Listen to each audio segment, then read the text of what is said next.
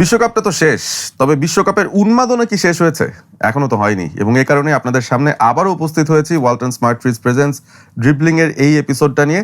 এটাকে একটা অনকোর এপিসোড বলতে পারেন। গতকালই আমরা ফিনালের ঘোষণা দিয়ে দিয়েছিলাম, তবে অন পপুলার রিকোয়েস্ট আবারও চলে এসেছি। তবে আজকে আমরা কিন্তু ওই মিনিস্কিউল ব্যাপারগুলো নিয়ে আলোচনা করব না। বিশ্বকাপে অনেক ধরনের আলোচনার বিষয়বস্তু আছে। আমরা পুরো ওয়ার্ল্ড কাপ দেখলাম। 104টা ম্যাচ শেষ হওয়ার পর স্পেন চ্যাম্পিয়ন হয়ে গেল। ইএ স্পোর্টসকে কংগ্রাচুলেশনস, তারা টানা 5বার ওয়ার্ল্ড কাপের যে উইনিং টিমটা কে হবে সে প্রেডিকশনটাও তারা ঠিকঠাক দিতে পেরেছে। তবে বেশ কিছু জিনিস নিয়ে অনেক ধরনের আলোচনা চলছে। আর্জেন্টিনার টিমের ভেতরে নাকি কোন দল ছিল, তাদের ভেতরে নাকি একটা ইউনিটি ছিল না। ফাইনাল ম্যাচের আগে কিছু একটা ঘটেছে যেটা নিয়ে তারা আসলে অ্যাজিটেটেড ছিল, যে কারণে ফাইনালটা এমন হয়েছে।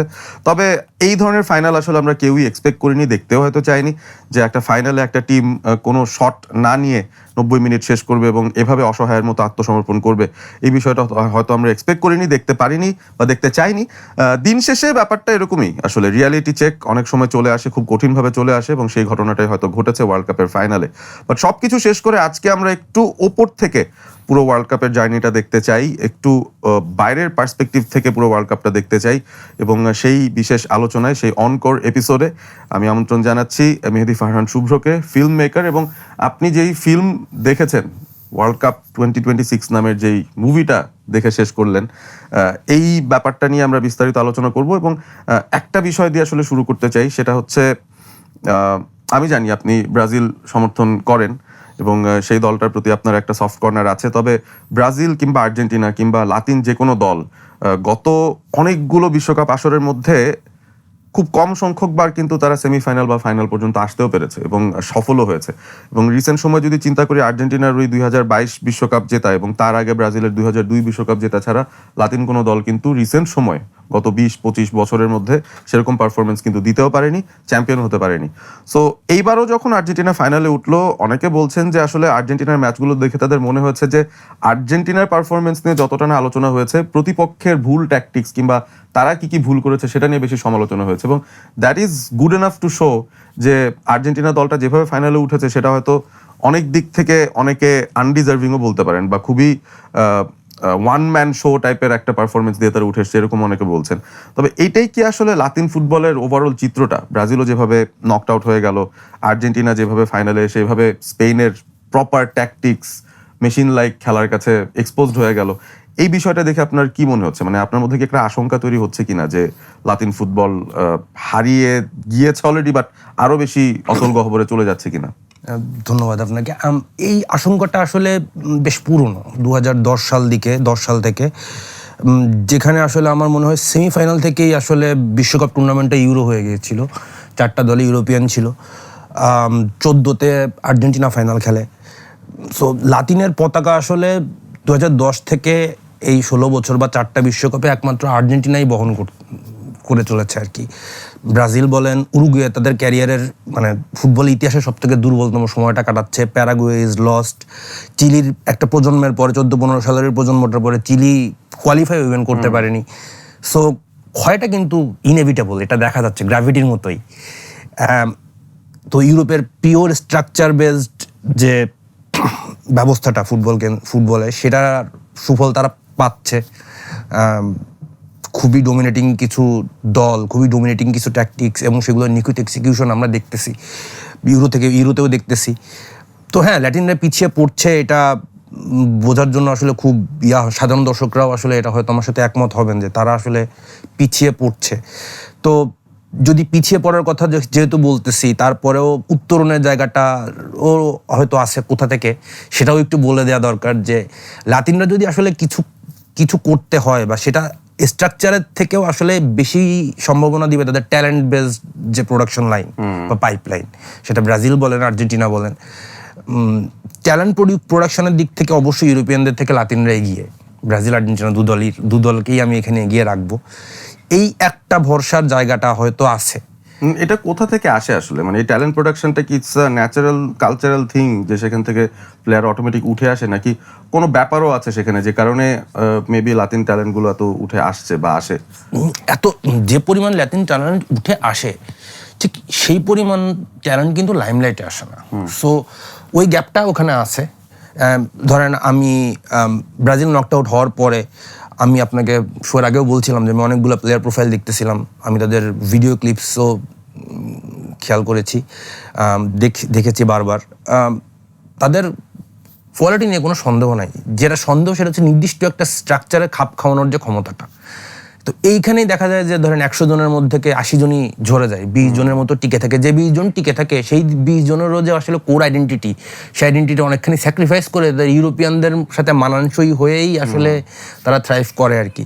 তো ক্ষয়টা আসলে এখানেও শুধুমাত্র ট্যালেন্ট দিয়েও যে আসলে খুব বেশি দাপট মানে রাজত্ব বা ডোমিনেটটা করা যায় না, এই কারণেই যায় না যে ট্যালেন্টকে অনেক বেশি ঘষামাজা করা হয়, অনেক বেশি শিকল পরিয়ে দেওয়া হয়। কাউকে হয়তো বলা হয় যে এত বেশিক্ষণ পায়ে বল ধরে রাখা যাবে না, এত বেশি নিডলেস ড্রিবল করা যাবে না, that will invite unnecessary tackle.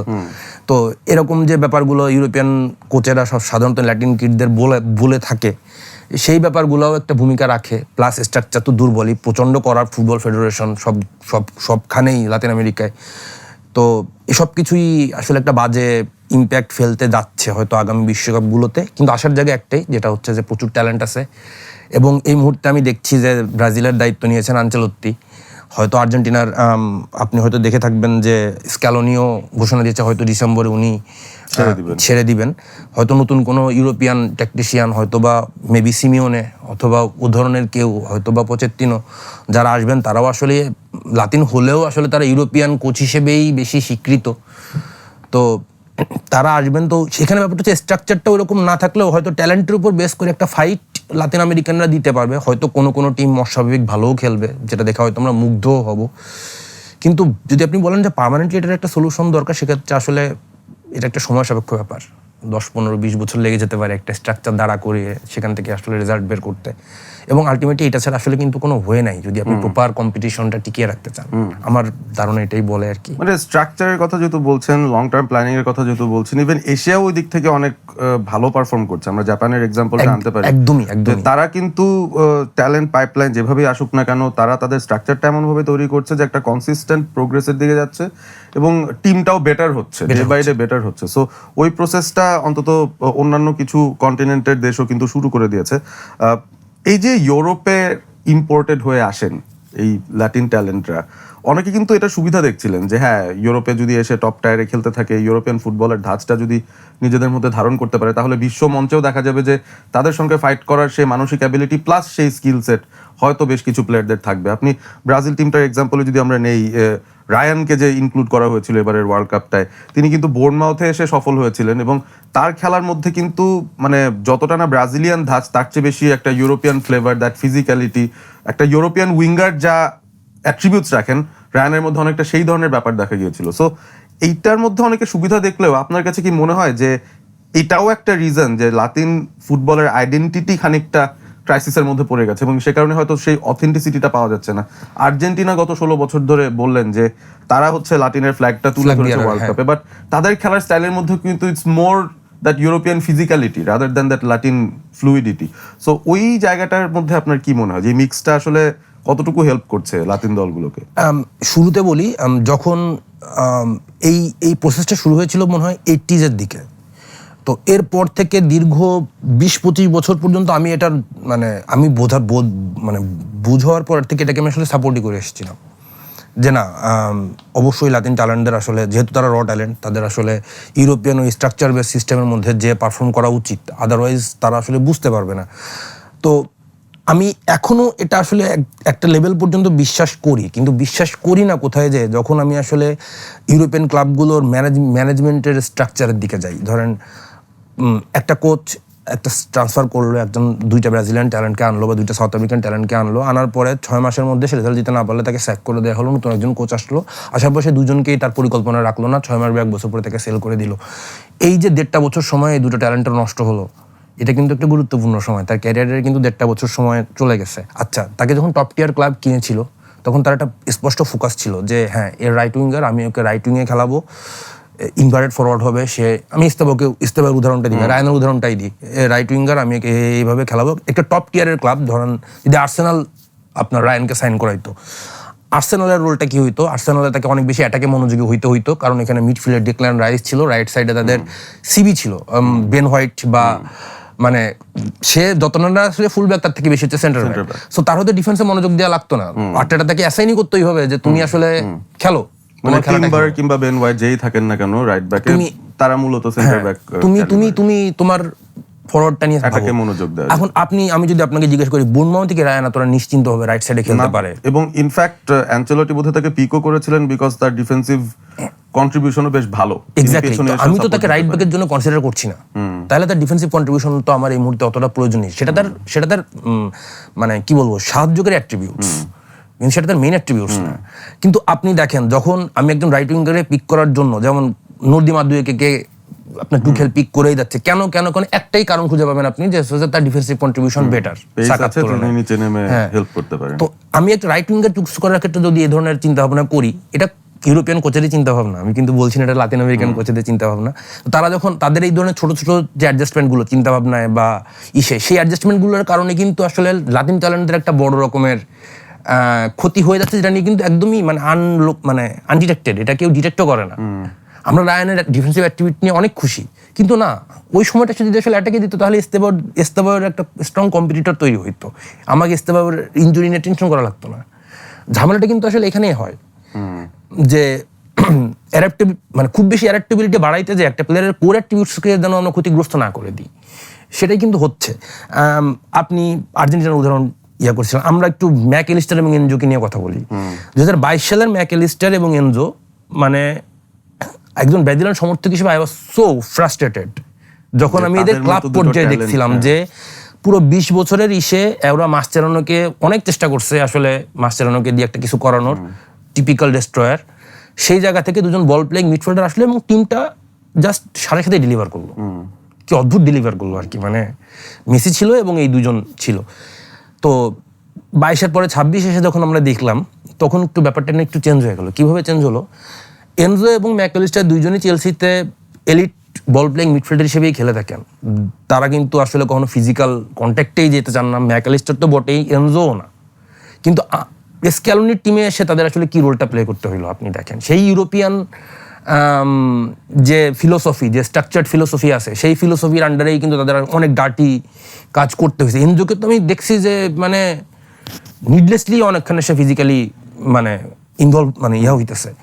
তো বাট এনজো কিন্তু এটা কিন্তু কোর এনজো না, মানে তার কিন্তু সেই জায়গা থেকে তাকে সরিয়ে তাকে এক্সট্রা দায়িত্ব অ্যাসাইন করা হয়েছে, যে দায়িত্বগুলো সে আসলে কতটা ভালোভাবে পালন করতে পারে তার থেকে গুরুত্বপূর্ণ হচ্ছে তাকে পালন করতে হবে। এইটা মানে এটা বলার তো হয়তো সুযোগ নাই যে coach I am not good at it, you should look to adapt করার চেষ্টা করতেই হবে, যেহেতু একটা রোল দেওয়া হচ্ছে তাকে দেওয়া হচ্ছে এবং সেটা করতে হচ্ছে। সমস্যাটা ঠিক আসলে আমার মনে হয় এইখানে যে বাজার বাণিজ্যের এই ইউরোপিয়ান ফুটবলের ক্ষেত্রে যখন আসলে একটা কোচ পরিবর্তন হয় তখন একটা মানে পুরো স্কোয়াডের ভবিষ্যৎটাই আসলে চেঞ্জ হয়ে যায়। এই বাস্তবতাটা তো লাতিনের একটা 18 বছর বা 17 বছরের বাচ্চা বা তার এজেন্ট হয়তো জানে, কিন্তু সেটা জেনেও হয়তো তার ক্লায়েন্টকে এটা বলবে না, কারণ সে ক্লায়েন্ট, সে তার নিজের ছেলে না।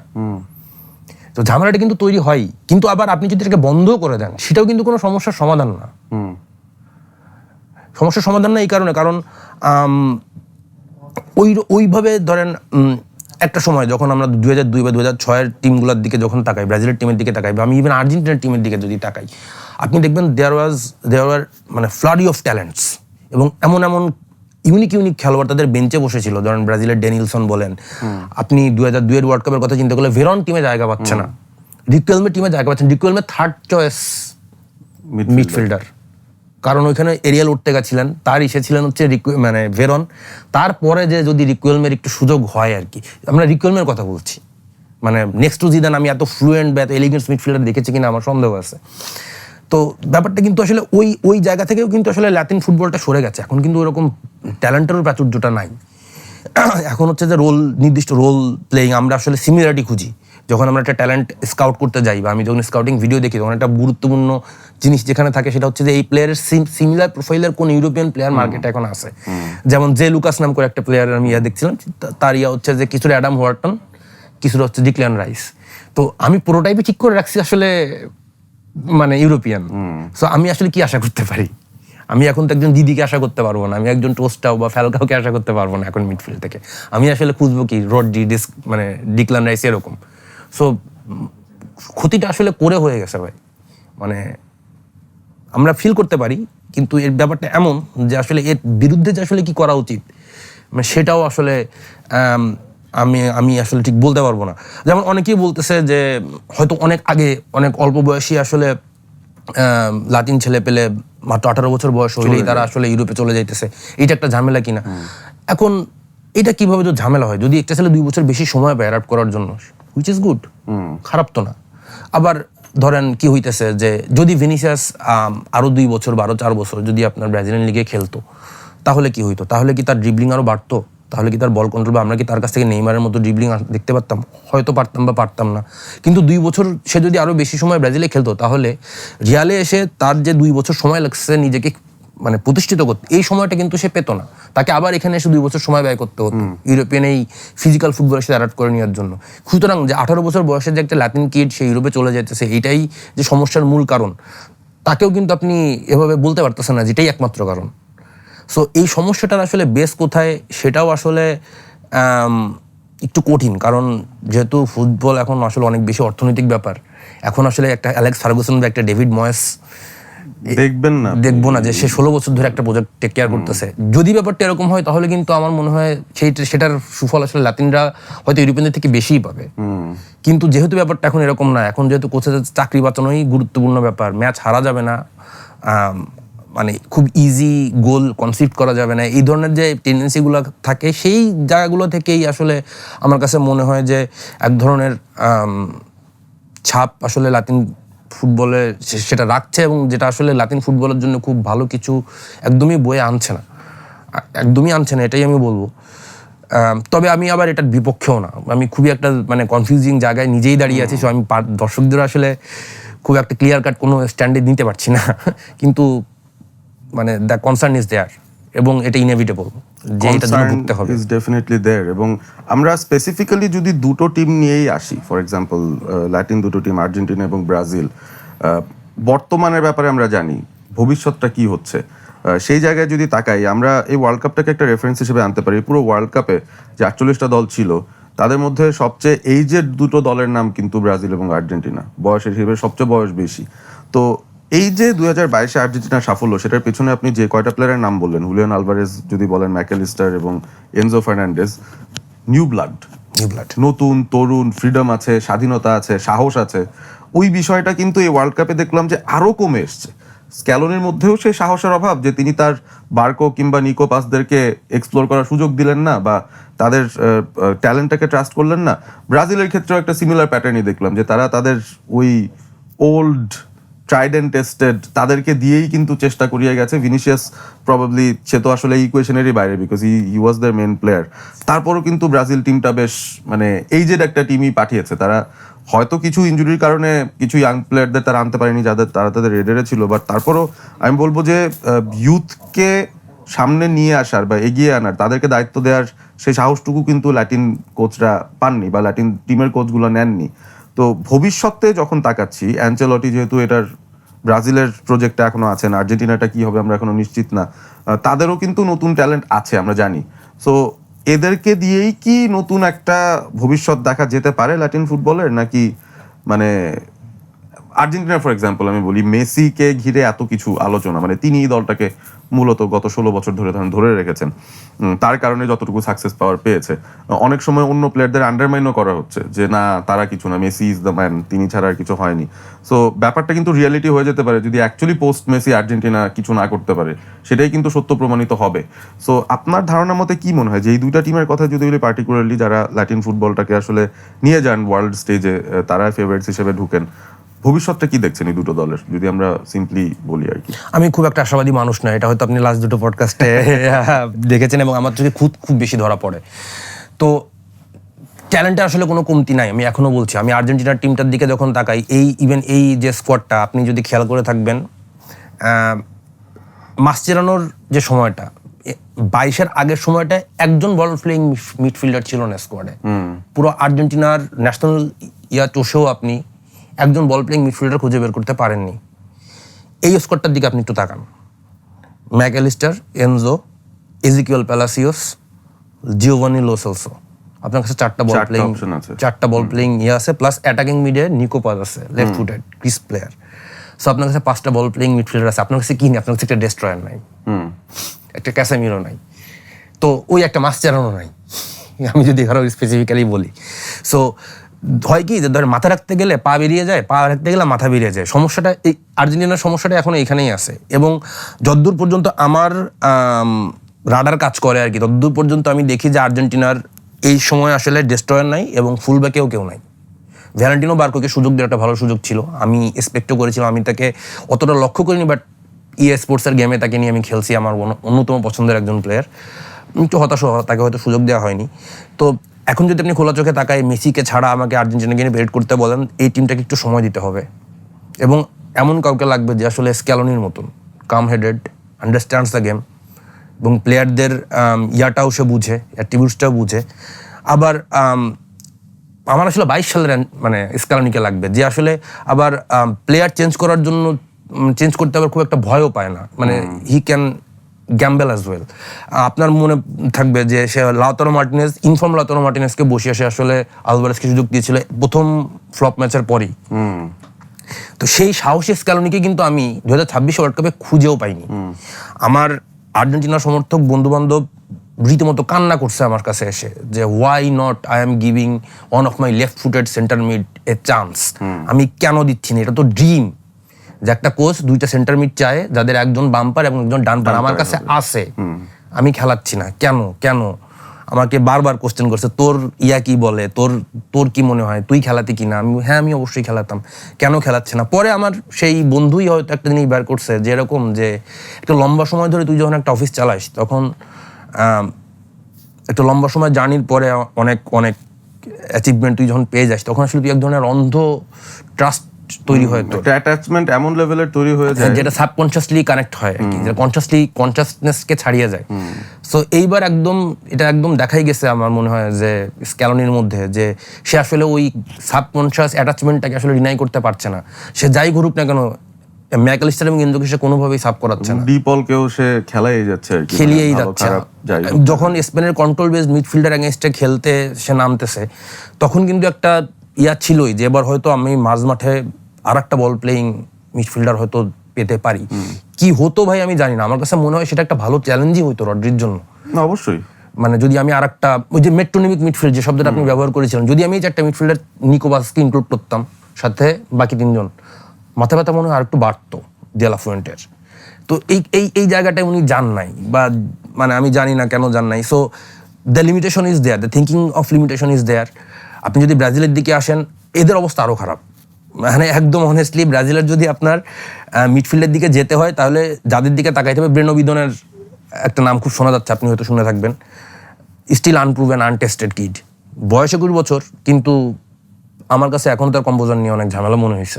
বাট তাকে চান্স না দেওয়াটা হবে ক্রাইম, কারণ আপনারা ওই যে জিনিসটা ওই যে শার্পনেসটা বাড়বে, সেটাকে আসলে খেলিয়েই তৈরি করতে হবে। মিডফিল্ডার আসলে রেডি পাওয়া যায় না ভাই।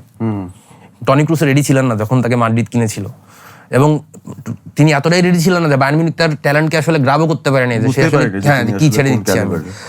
আর্দা গুলারের ক্ষেত্রে তাই মডরিচের একটা লম্বা সময় কিন্তু আপনার অনেক স্ট্রাগল করতে হয়েছে যাওয়ার পর। একমাত্র লা মেসিয়া ছাড়া আপনি কোথাও আসলে মিডফিল্ডার রেডি পাবেন না।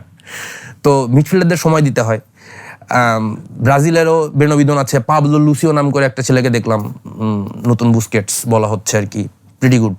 আরেকজন আছেন, মানে তিনি একটু লাইমলাইট রিসেন্টলি এই কারণেই পাচ্ছেন যে তিনি ইউনাইটেডে জয়েন করেছেন, আন্দ্রে সান্টোস। আমি এখনো জানি না আসলে তার স্ট্যান্ড কোথায়, সে বক্স টু বক্স নাকি সে পাস মেকার নাকি। আমিও সন্দিহান, আমি ইউনাইটেড ফ্যান হিসেবে আমিও আসলে ভাই আমি ইউনাইটেড ফ্যান, আমি তাকে অনেক ঘাটিয়েছি, আমি চেলসির ক্লিপ দেখছি, আমি খুব ভয় আছি যে সেজন্য আর একটা ফ্রেড না হয়ে যায়। আমি প্রতিভাবান মিডফিল্ডারদের কোনো অভাব দেখি নাই, তাদের একদমই আমার কাছে প্রতিভাবান মনে হয় নাই।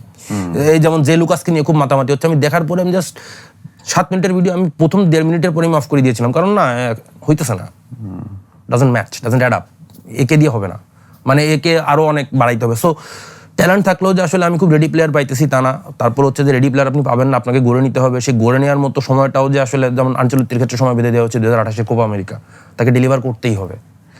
সো আমি জানি না আসলে 2 বছরের মধ্যে সে আসলে কতটুকু কি করতে পারবে, যথেষ্ট সন্ধিহান এই ব্যাপারটা নিয়ে।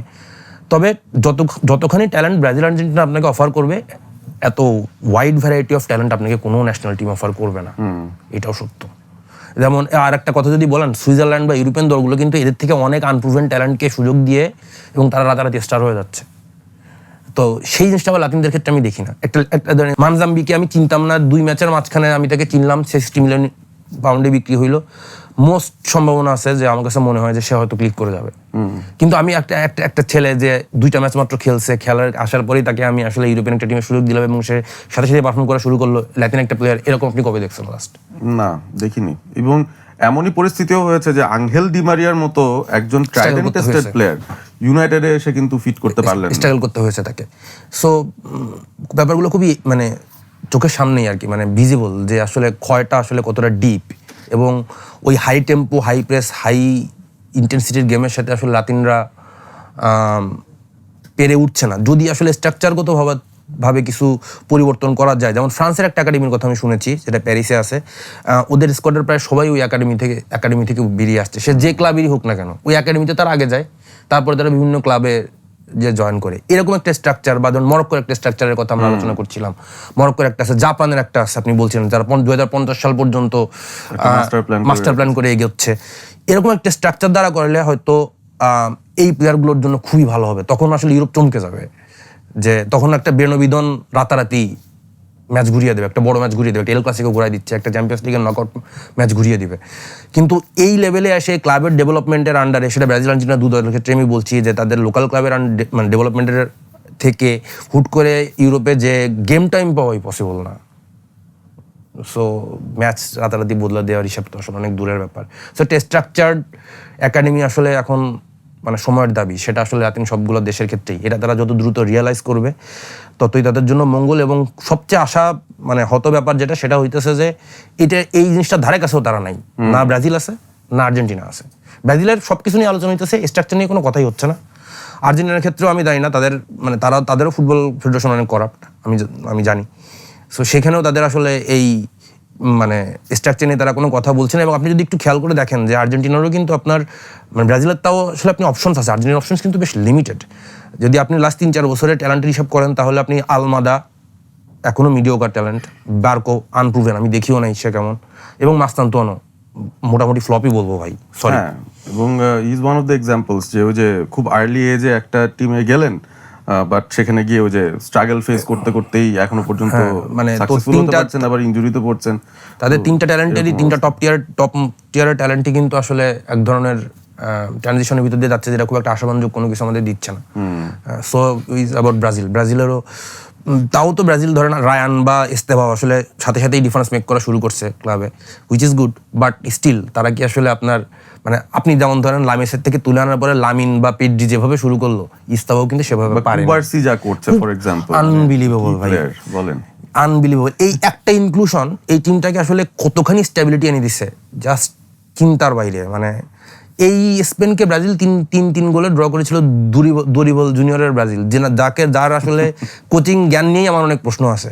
তো তিনি 3 গোল করে ওখান থেকে ফিরে আসার পরে এই টিমের এগেইনস্টে শট নেওয়া যাচ্ছে না। জাস্ট একটা প্লেয়ারের ইনক্লুশন একটা টিমের ডাইনামিক্স কতটা চেঞ্জ করে দিতে পারে, তার ভালো উদাহরণ মনে হয় এটা। সো এই যে রেডি প্লেয়ারগুলো, মানে লামেসাইয়া তো আসলে বলার কিছু নাই, এরা আসলে প্রোডিজি। তো এই যে ব্যাপারগুলো, এইরকম ট্যালেন্ট কিন্তু আমরা আসলে লাতিনদের কাছ থেকে পাচ্ছি না। আর ওই যে শুধু ট্যালেন্ট মানে যে শুধু আমি আসলে প্লেয়ার থাকবে, আমি আসলে 2 জনকে টেক অন করবো, আমি আসলে নান্দনিক ড্রিবলিং করবো। ফুটবল তো শুধু ড্রিবলিং এর খেলা না ভাই, ফুটবল তো আসলে অনেক কিছুরই খেলা।